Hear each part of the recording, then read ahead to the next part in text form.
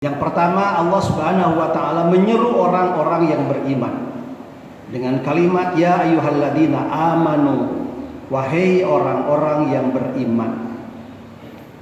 Maka hanya orang berimanlah yang diseru dengan ayat ini. Dan kita sampai hari ini masih mengakui diri sebagai orang yang beriman. Sekecil apapun iman kita, setipis apapun iman kita, tapi kita adalah mukmin, kita orang yang beriman. Maka ketika Allah menyeru wahai orang-orang yang beriman, kita kemudian bereaksi, ya Allah, Engkau memanggil kami adalah orang yang beriman. Ada apa gerangan ya Allah? Ternyata setelah kita merespon seperti itu, Allah meneruskan ayatnya, ittaqullaha haqqa tuqatih. Bertakwalah kalian wahai orang-orang yang beriman kepada Allah dengan sebenar-benar takwa. Orang yang beriman dalam ayat ini diperintah oleh Allah untuk bertakwa.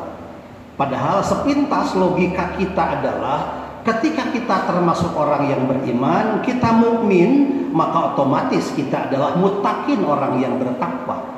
Tapi ayat ini ternyata masih memerintah orang yang beriman untuk bertakwa.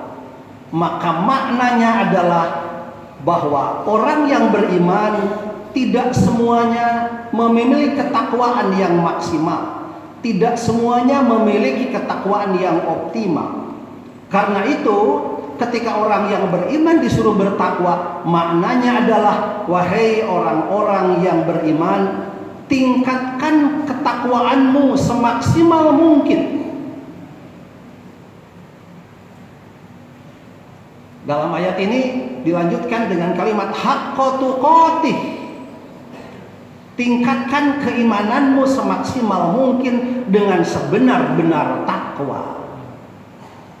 Jadi salah satu tugas dan kewajiban orang yang beriman adalah meningkatkan ketakwaan kita semaksimal mungkin, meningkatkan ketakwaan kita seoptimal mungkin. Dan kalau kita berbicara siapa orang yang paling baik ketakwaannya, yang paling maksimal dan optimal ketakwaannya, tidak lain adalah Rasulullah SAW. Jadi kalau kita diperintahkan oleh Allah untuk bertakwa dengan maksimal, dengan optimal, maka ukurannya adalah Rasulullah. Pertanyaannya, apakah mampu kita menjadi orang yang bertakwa setingkat ketakwaan Rasulullah SAW? Sampai di sini berat mungkin bagi kita. Jangankan menyamai Rasulullah, menyamai para sahabat, menyamai para ulama juga belum tentu kita bisa. Tetapi ternyata Allah mengakhiri ayat ini dengan kalimat wala tamutunna illa wa antum muslimun.